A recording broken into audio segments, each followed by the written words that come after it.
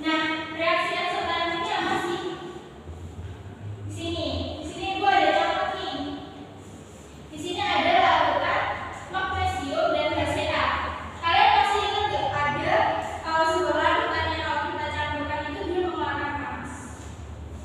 Masih ingat? Nah, itu merupakan contoh dari adanya reaksi eksoterm. Nanti kalian akan bisa mendefinisikan apa itu reaksi eksoterm dan apa itu reaksi endoterm. Nah, di sini itu ada ini diagram entalpi dari reaksi eksoterm dan endoterm.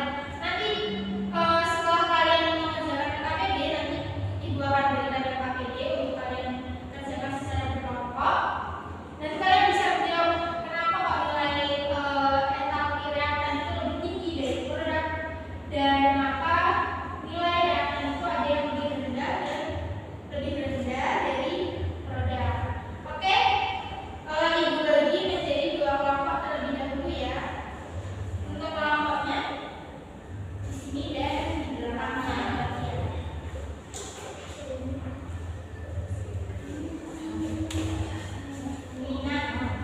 Dalam LKPD itu ada sebuah ini ya, ada urutannya.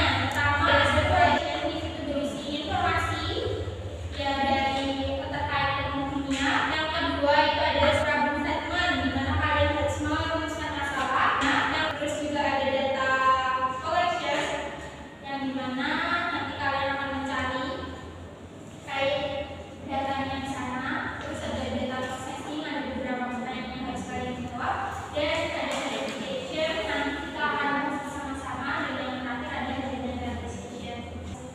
Oke, kita mulai diskusinya bersama ya. Semua sudah mengerjakan LKPD-nya? Oke, sekarang kita ke tanda verification. Apa itu termokimia? Ibu mau kelompok satu nih yang menjawab dari hasil diskusi kalian. Apa itu termokimia? Termokimia adalah tata ilmu yang mempelajari tentang perubahan reaksi menjadi reaksi kimia. Betul. Untuk kelompok dua, apakah jawabannya ada yang berbeda? Sama, Bu. Sama, kita beri tepuk tangan ke kelompok satu. Yang kedua, terkait sistem dan lingkungan. Apa itu sistem lingkungan kelompok dua? Menyampaikan jawabannya. Sistem yaitu bagian dari alam semesta yang menjadi pusat pengamatan atau yang sedang dipelajari, juga disebut dengan objek penelitian. Betul. Untuk lingkungannya kelompok dua. Segala sesuatu di dalam sistem